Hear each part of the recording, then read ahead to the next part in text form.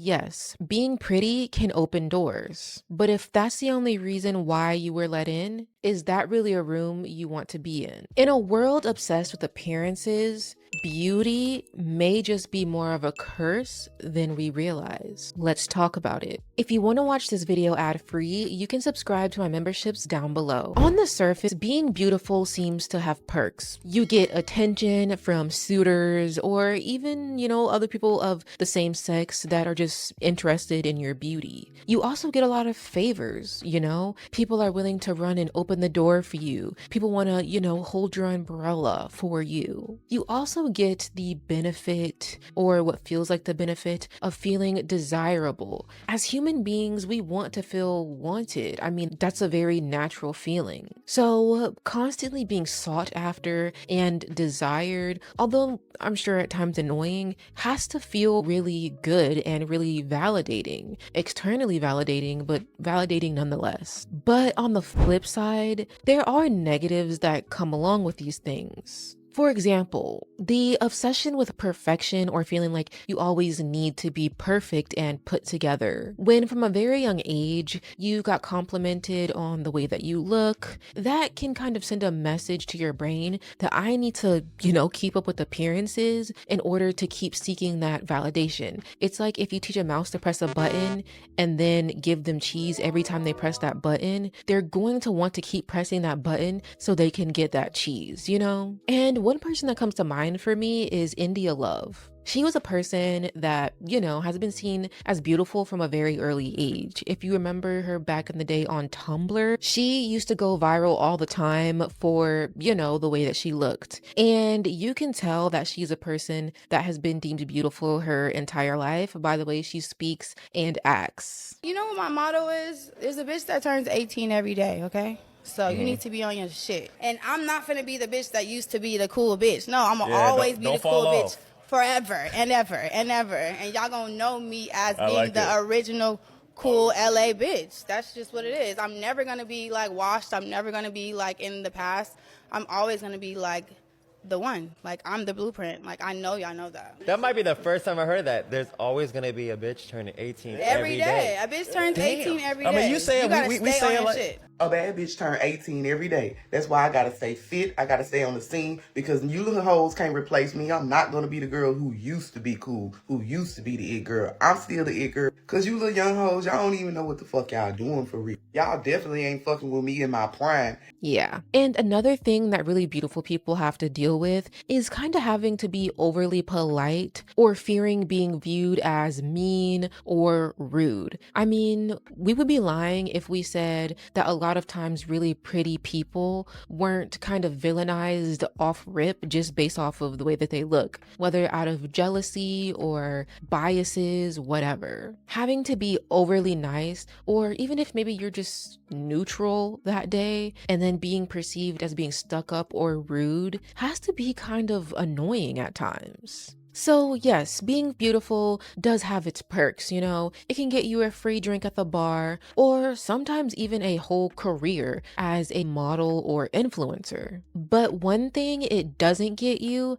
is true respect as a human being. Oftentimes when you're beautiful, and I mean really beautiful, you can become almost a spectacle. You can be viewed as something that's like almost extraterrestrial. I mean, think about people like Anok Yai, or even like Beyonce, for example. They are treated almost as if they are foreign to this planet when they are human beings at the end of the day. And I'm sure that has to be very like confusing mentally when you're literally internally just a normal human being, but externally you have been deemed by society as being this extremely beautiful being. That must be really perplexing when you're a person that has thoughts and opinions and a personality and interest and so on. I can imagine that being a bit frustrating. And think about the women whose beauty has been packaged and commodified, especially if it was from a young age. That can do a lot to your mental and can affect the way that you know, move through the world and create relationships with other people. That sort of objectification can lead you to believe that your only worth is in the way that you look. Like I mentioned, the mouse with the cheese. And as I mentioned earlier, beautiful people are always expected to be on or almost performing. You're supposed to handle things gracefully if you don't want to be viewed as a mean girl, whether it's catcalling, rude DMs, or anything else of the sort. And if not, you're berated and told that, you know, you're a rude, ungrateful. That constant performance and putting on has to be really difficult. And an example that comes to mind for me would be the song Pretty Hurts by Beyonce. In that song, she literally breaks down how constantly being on, trying to achieve perfection, and essentially having to perform this character that is, you know, beautiful and perfect all the time was a burden to her. And obviously in the video, we see her, she was like a beauty queen. We see her breaking all of her trophies and saying that she no longer wants to be a part of this, you know, sort of lifestyle because of how burdensome it was. Now, what happens when, you know, your perceived beauty fades? A lot of women that age out of, you know, being the it girl or being the beautiful girl in the spotlight often deal with a lot of mental distress because it feels like you're kind of losing a part of yourself. And this can start to make women feel like they need to go through drastic measures to change their appearance. For example, Kris Jenner, she recently got an insane facelift. And does it look great? Absolutely. But it kind of saddens me that a grandmother in her 70s feels the need to go through such drastic measures to be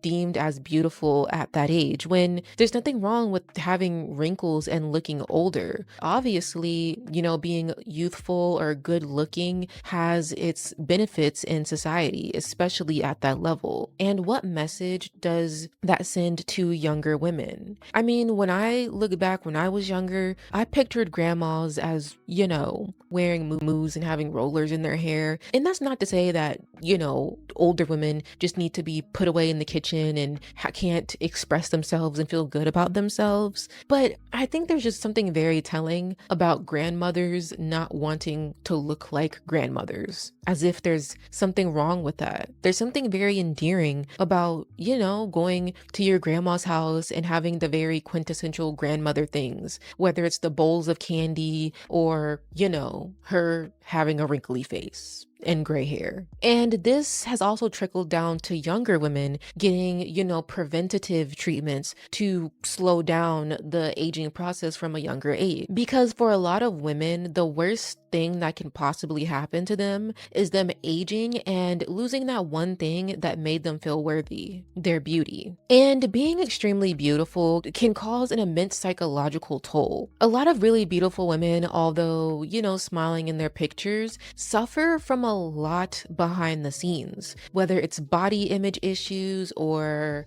you know, issues when it comes to eating, identity crises, loneliness, and so much more. And also imagine the toll it would take on you if you knew that people only wanted to be around you or use you for the way that you look. An example of this that I can think of that is extremely random is Rick Ross. Rick Ross, if you're not aware, kind of has, you know, a cycle of women that go through his life. And people always joke that if he starts dating a new woman, she's only going to be around for a few months. So she should, you know, go ahead and enjoy it. And he always gets women that look very similar. They're typically very model-esque, you know, skinny, you know, natural, not natural hair, but like simple kind of natural hairstyles, if that makes sense. And they look very similar. That coupled up with the fact that they're often not around him for very long is very apparent that he's treating these women like trophies or something to just be, you know, carried around on his arm and not for genuine human beings. And I'm sure this is not just a Rick Ross thing,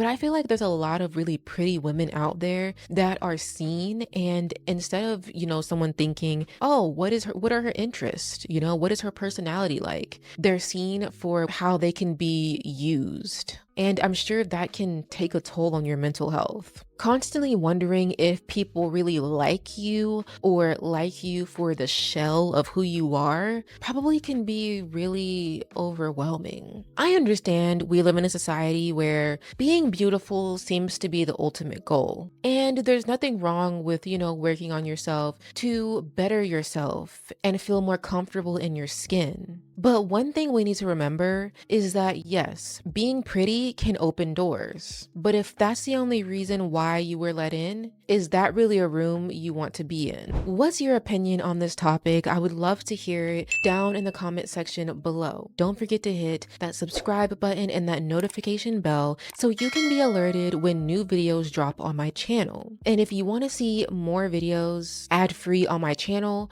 go ahead and join my memberships down below. Also, if you're interested in starting a YouTube channel, I have a comprehensive YouTube beginner's guide that's going to be linked in my description box down below. Thank you guys for watching, and I'll see you guys in the next video. Bye-bye.